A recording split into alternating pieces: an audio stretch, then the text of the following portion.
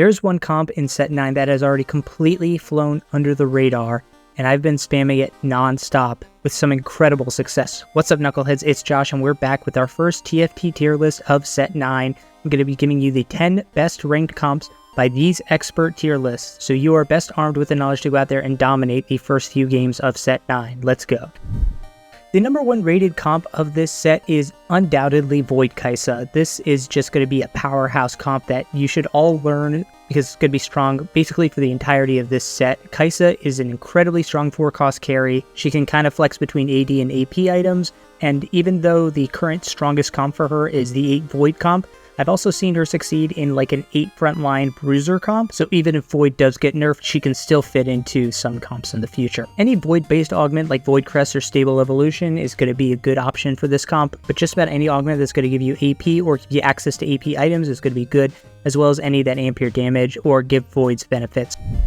The next S tier comp we have to lead off set 9 is a comp that I've seen referred to as Deadice, aka for Aeliord Aphelios. Really straightforward, it's 4 Deadeye with Aphelios as your main carry, and then 2 for Aeliord as your front line, and you also have 3 Targon as your extra line of defense. Just like Kaisa, Aphelios is a really strong 4-cost comp that I think is going to be around for just about the entirety of the set, so this is a good comp to learn in the early part of the set. Now you definitely want AD and AP in this comp, so any augment that's going to give you access to those stats or items is going to be great for you, but I also think that Glacial Breeze is a really good augment for this comp because it amps up that Freljord bonus because it grants all your units a shield when the storm is raging.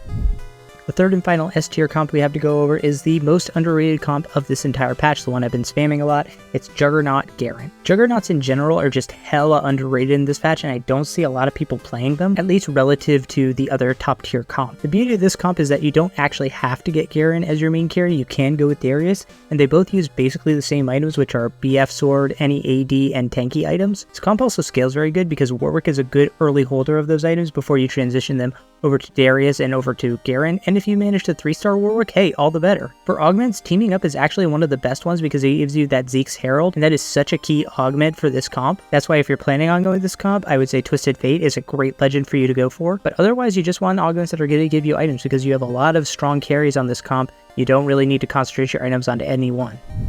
We move on to the A tier where our first comp is Strategist Azir, an incredibly strong comp, once again based around a 4-cost unit. The only problem with Shurima Azir is that it takes a little while for this to come online because you have to get to that Juggernaut Nasus and to that Azir. Once it does go online, it rolls over everybody else. It's just that ramp up time can be very difficult, so make sure you have an early game comp that you can rely on to at least not lose you a ton of health. Since you need to level 8 as quickly as possible, you should go for augments and legends that are going to let you either have the gold to quickly level or that will give you the XP to do so.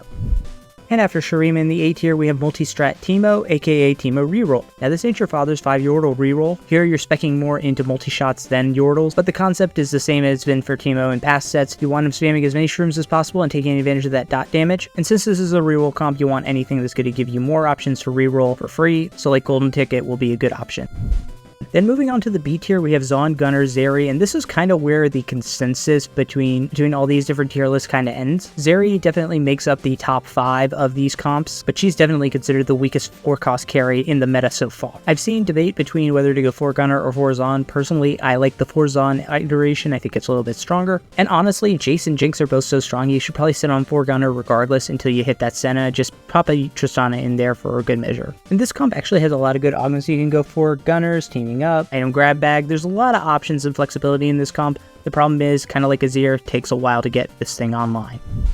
Like I said, after Zary, there's a lot of murkiness in terms of which other comps are viable. Some of the tier lists I looked at didn't even have some of these comps on them, and so the ratings are a bit wonky, but I'm just going to really quick go through the next 5 comps that are considered to be generally strong by at least 3 or 4 of the tier lists I looked at. Bruisers Eye is a little bit of a spin-off on the Void Kaisa comp. It's just more focused into the Rek'Sai and the full Bruiser frontline. Rolling for a 3-star Rek'Sai instead of going for a 2-star Kaisa is probably not the move, but if you get the 2-star Kaisa early enough, I can see this being viable. Then we have Shadow Rogues. I think Shadow is a little bit underrated. This one has Viego as your main carry, but in some cases I found it's pretty good to actually go for a fast 8, try and get a 3-star Callista if you can, or even push to 8 and go for a 2-star Gwen. when. But if you hit a lot of Viegos early, then yeah, sure, this is very viable. After that, we got Rogue Slayers, aka Cat and Zed. Rogue Slayers is one of those comps that I think is going to pop up and dominate the meta at some point during this set, but right now it's kinda not that great. But if you manage to hit a bunch of Cats and Zeds in the early to mid game, hey, why not go for it? It's a perfectly viable comp. And last but not least, we got the Sorcerer's comp, aka Demacia Lux. Kinda surprising we don't have Sorcerer comp in the top of the meta, because in past comps that's usually been a mainstay of the entire set. I would expect that will be the case down the line, but for right now, it doesn't seem to be a very strong comp. You can play it, it works,